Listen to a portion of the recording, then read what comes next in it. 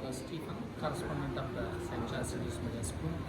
ఈరోజు మాకు ఎంతో సంతోషమైన రోజు, ఎందుకంటే ఈ యొక్క SOS ఆర్గనైజేషన్ నుంచి మరి వారి యొక్క ఆర్థిక సహాయాన్ని మా యొక్క స్కూల్లో ఉన్న పిల్లలకు అందచేయడం అనేది మాకు ఎంతో సంతోషదాయకమైన విషయము.